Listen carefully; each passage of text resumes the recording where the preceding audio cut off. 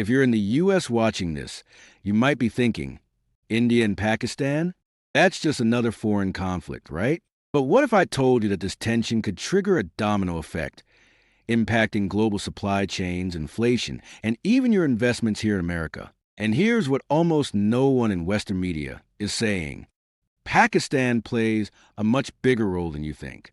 Let's break down what's really going on and how it may quietly ripple through your wallet.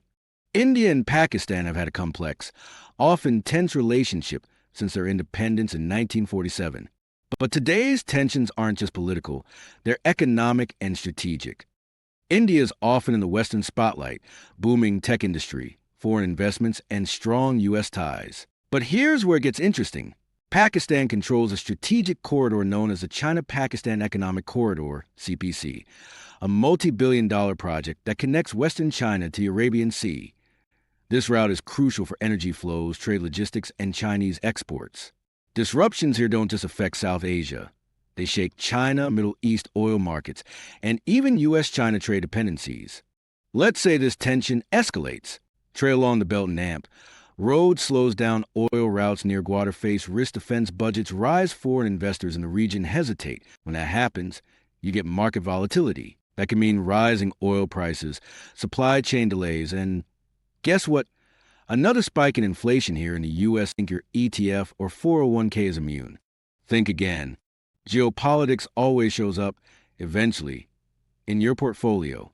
Now here's where it gets real. What they won't tell you about Pakistan, Western media often paints Pakistan as unstable, poor, or dangerous. But look at the facts. 60% of Pakistan's population is under 30, that a massive labor force and tech-adopting generation. Pakistan has one of the fastest growing freelancer economies in the world. It's home to Guadar Port, a deep-sea port that could rival others in the region.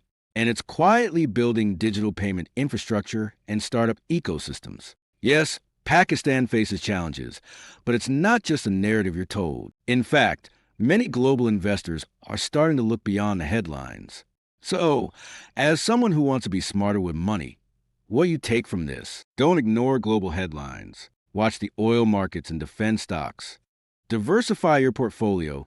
Geopolitical risk is real. Educate yourself beyond the mainstream narrative. The U.S. deeply linked to Asia, whether we admit it or not.